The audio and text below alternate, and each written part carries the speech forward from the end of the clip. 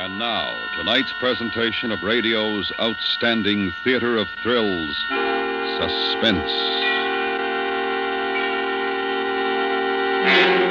Tonight, we bring you a story of two men forced to live together in the frozen North. We call it A Study in Wax. So now, starring Mr. William Conrad and Mr. Stacy Harris, here is tonight's suspense play, A Study in Wax.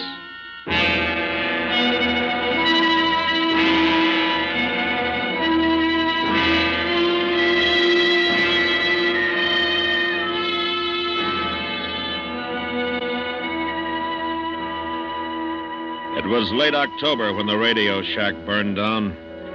We never did decide whose fault it was. Maybe Cabell with his cigarettes, maybe me. Anyway, I guess the whole thing began when we lost the phone transmitter and receiver. Cabell and I had been sent up to the Northwest Territory by the Canadian Geodetic Survey people. It was a long job, and the biggest part of it for Cabell was the loneliness. It wasn't that he was moody or anything like that. I think he wasn't used to being out of touch with people and things he was accustomed to in the cities. I was the opposite. I kind of liked the loneliness. As a matter of fact, now that I think about it, we were a strange couple to hit it off the way we did. And when you got 7 months to spend alone with another man, well, you got to be sure of each other. And we thought we were.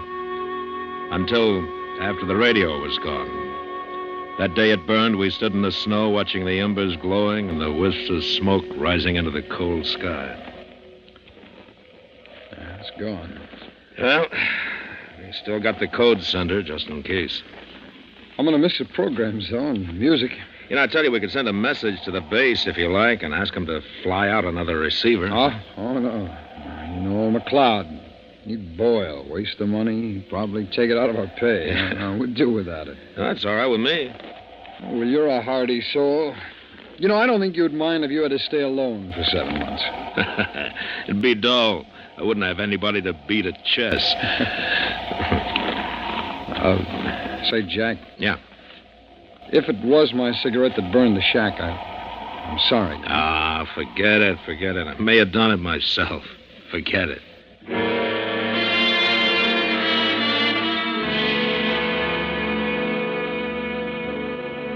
By the end of November, we'd done pretty well, as far as work was concerned. But Cabell was getting jittery. We had a week stretch where we couldn't move out of the camp. It was around 30 below outside and blowing 60 miles an hour. Cabell had read most of the things that we'd brought along and was sitting at the table trying to beat a solitaire game. I was oiling my gun.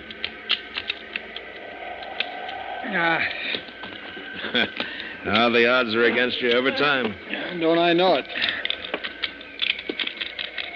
Oh, how I wish this weather would ease off. Yeah, well. Hey, I got an idea. Now, what? What do you say we open our Christmas presents tonight? Our Christmas presents?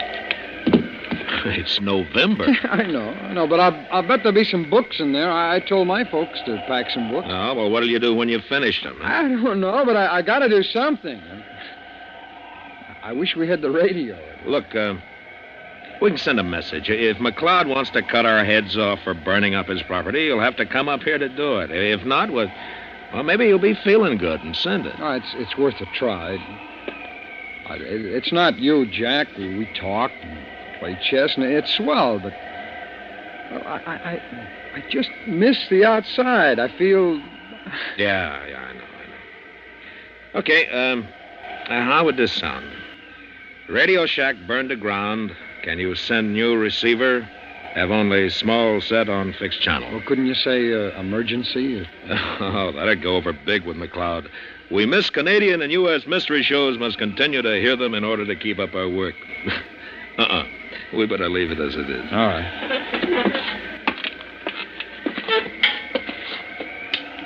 Well, here we go. Oh, McLeod's gonna love this.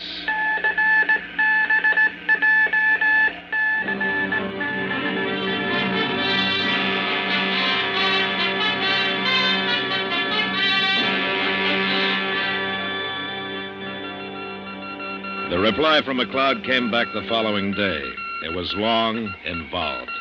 and said what could have been said in one word: no. You know, our chief was a very careful man and believed in others following his example. Therefore, if our radio was gone, it was our fault, and the next time we should be more careful. And that was that. The weather let up a bit, and we got some work done. It was still terribly cold, but it didn't bother us now that the wind had gone.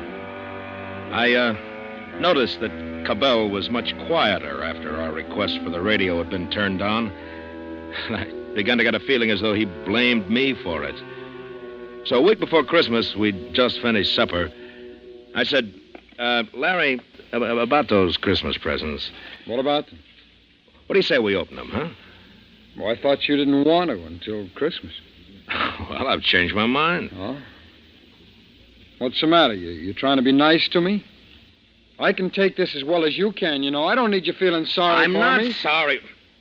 I don't give a good stink one way or the other. I'm just saying if you want to open the packages now, it's all right with me. They're yours. It's not my business. Oh, forget it. Do what you want to do. Will you open yours up, too? Sure. Okay. He got a hammer and started to pry open the case. Our families and friends had done their shopping in August, and we'd put their gifts together in the case. And at the sight of those colorful wrappings, Cabell began to smile. He was back in touch again. There were little things, but a label, a scratch of handwriting, the feel of something different was blotting out his loneliness, that great far coldness outside. Come on over. Okay. It doesn't feel like books. They wouldn't pack them like this, would they? I don't mind. Hey, look! Hey, look what we got! What is it? It's a phonograph. Hey, here, I'll take it. And there's a whole stack of records. There must be... Oh, of all the lousy, crummy luck. Oh, what's the matter? Look, they're broken. Oh, that's a shame. All of them? No, wait a minute. There's one. There's two of them, okay? Oh, well, that's good. Listen to this, will you? A variety of bugle calls. What? No, I mean it. A variety of bugle calls. Look, it belonged to my father. I remember him playing it for me when I was a kid. Oh, well, what's the other one? Oh, that's great. Saber Dance, Catch a Train. It's one of my favorites. Oh. No Less Brown or anything like that, huh? No, just the... Oh, that's right. I forgot you. You don't much like classical music, do you? No, not much. Oh, that's okay. Come on. Let's take a listen to that bugle call thing, huh? That ought to be something. Okay. Oh, wait till I tell my sister about that fancy packing job of hers. I've heard that one 1,000 times. Oh, those good old Army days. Now, we'll hear the next one. We got a lot of laughs out of the old record. Played it a couple of times and then had a couple of drinks. You know, I tell you, that phonograph, even with only 2 records, it made a lot of difference to us. The strain seemed to be gone. Then Cabell put on his Saber Dance and got lost in it. Well, to me, it wasn't much. It was all cluttered up with a lot of noise that hurt your ears. He must have played it 6 times while we unwrapped the rest of the things. There were a lot of books and magazines, and that was good. Well, I figured we could stretch him out for at least 3 months, which would take us into March. But the next day turned bad again. A blizzard came down. And we stayed inside until the day after Christmas. And Cabell, he was like a kid. He smoked cigars, drank brandy, listened to his record, and read. In 10 days, he'd read every single thing. And then he had nothing to do but listen to his record.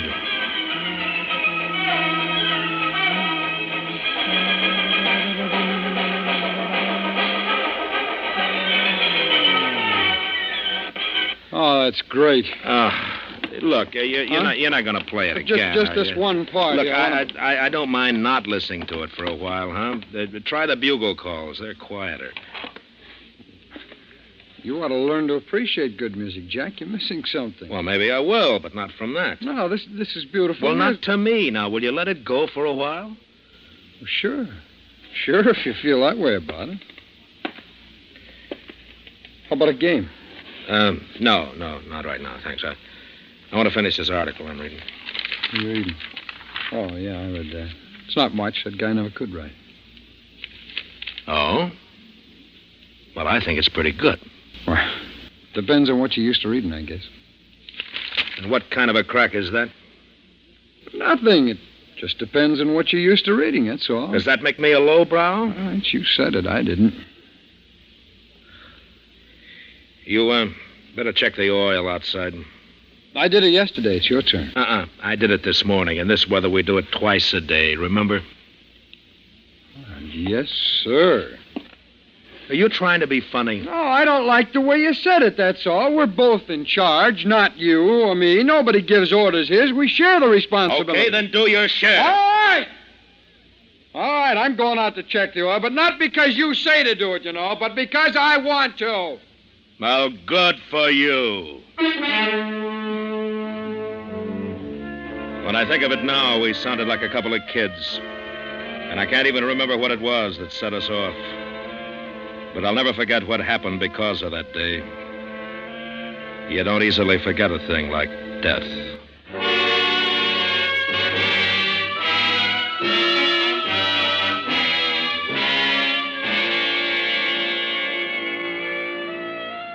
You are listening to A Study in Wax, tonight's presentation in radio's outstanding theater of thrills, Suspense.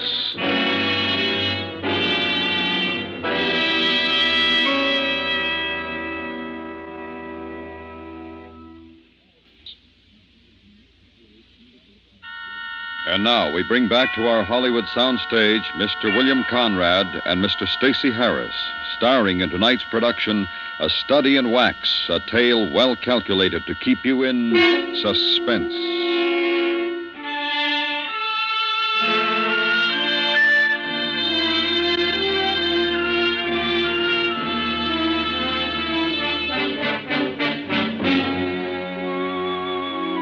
Cabell and I didn't talk to each other for the next few days.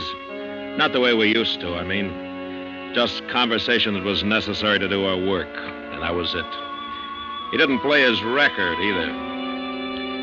New Year's Eve day, we got a couple of messages through in code from our families, and I guess we both felt pretty bad. Cabell was trimming the oil stove when I decided to try to make things up.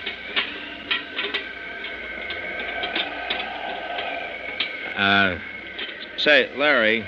Yeah? Look, about that business the other night, I'm sorry. It was my fault. We were both kind of silly, you know.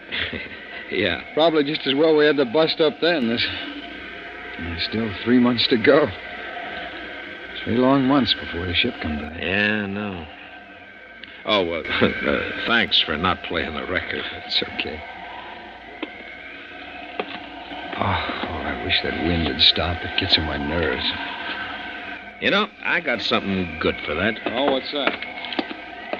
Something that toasts the new year. Champagne! Yeah. Hey, what an idea. That's wonderful, Jack. We'll stick him outside for a couple of minutes and cool him off. Here, go to me. I'll do it.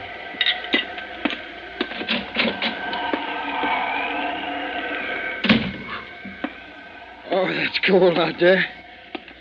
You know the best thing for you and me to do tonight is to get roaring, stinking drunk? Champagne with brandy chasers. Right. Happy New Year, Larry. Same to you, Jack. We got drunk. We got red-eyed drunk. And we talked about women and ourselves and our dreams. And it was sloppy and it was great. The kind of haze you get when it doesn't matter and you're feeling good about everything. And it was fine. Until Cabell decided it was time to hear some music. Jack, I want you to really listen to this. Really listen. That's Cacciatore. Now, he makes them all look sick with this stuff. Now, I want you to listen to it. No, I don't want to hear that thing. Now, don't put it on for me. I don't want to hear it. I know, but if you just listen once, give it a chance. That's so you never listen now. Come on. There. See the rhythm? That's great. That's great music. That's really great. That's listen, will not you? music's a lot of noise. Shut up. You're not listening. Don't tell me to shut up. Look, you don't understand good music. That's what's the matter with you. You just don't understand. I understand. I don't want to listen to that. Well, I want to hear it. I don't take it off, Jack. Look, you take your hands off me or you're going to get hurt. Just stay away from the machine, Jack. You Get hear? out Just of my come way. on. Hey, don't get pushy, friend, huh? No. I'm gonna kick your brains out for that. I'm sick of you and your filthy music. Don't touch that record!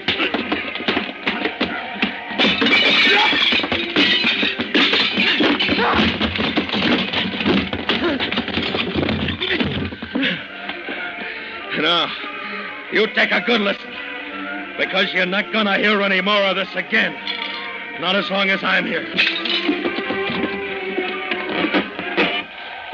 Put it down, Jack.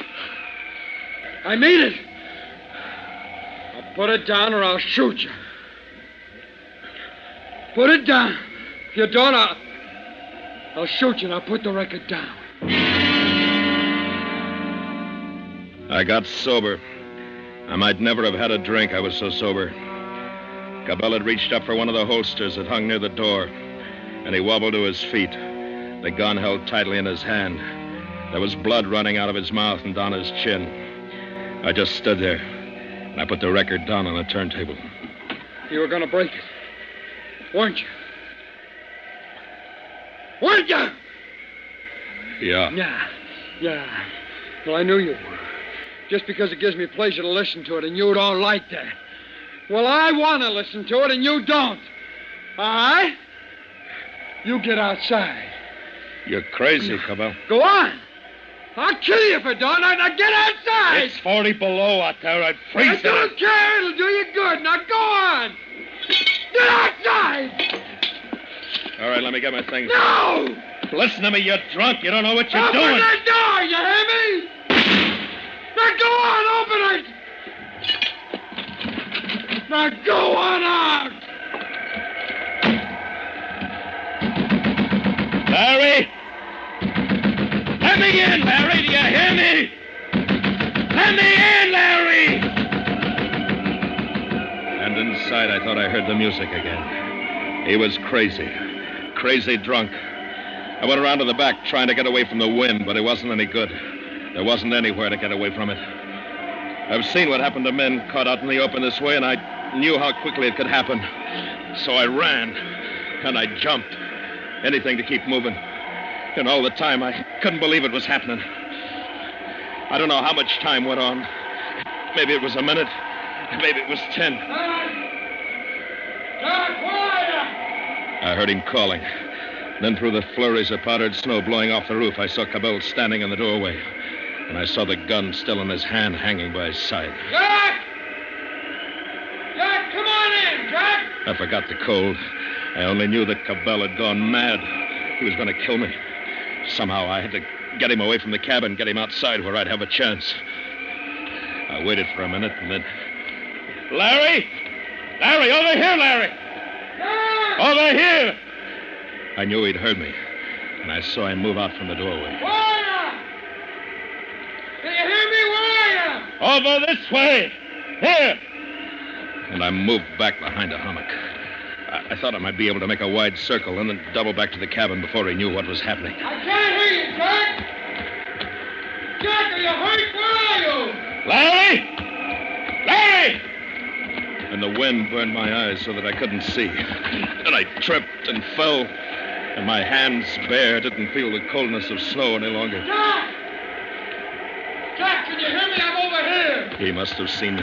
Jack! He was closer now. Close enough to shoot. And I tried to run, stumbling and falling. And then it was easier. I was going downhill, but he was behind me. Jack! Jack, come on! And then there was Jack, something come on. different in the feel of the ground under me. Jack! It wasn't ground anymore. Not snow.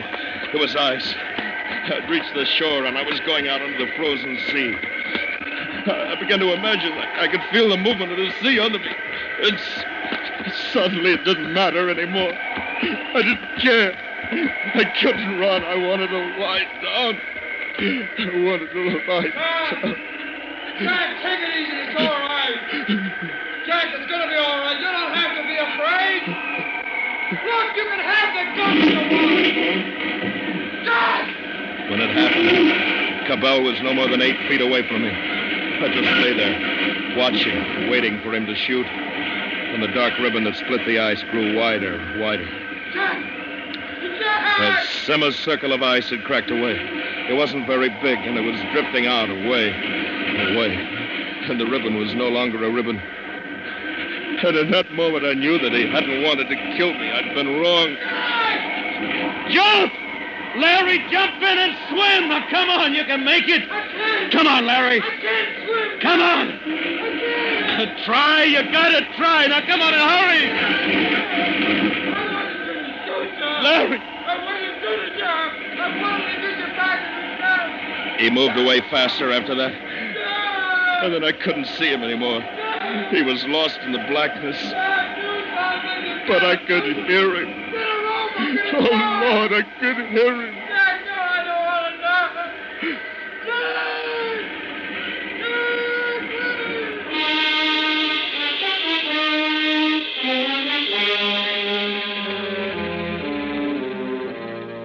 Somehow I got back to the cabin. And I remember getting the transmitter switched on, sending a message through. I got the flashlight and my furs on. I don't know how long I was down there on the ice, shouting, looking. But I knew he was gone. I'd never see him again. And in the gray morning, the planes came. And for 2 days, they searched until the weather forced them back. And that was all. They flew me back to the hospital. Maybe I'll lose my hands. Maybe not. They're not sure yet. Doesn't matter anyway.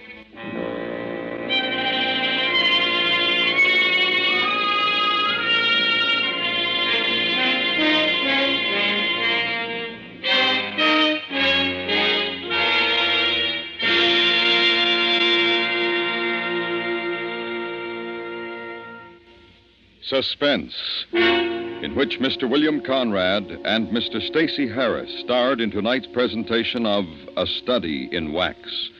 Next week, Suspense. Suspense is produced and directed by Anthony Ellis, who wrote tonight's script. The music was composed by Leith Stevens and Rene Garrigan and conducted by Wilbur Hatch.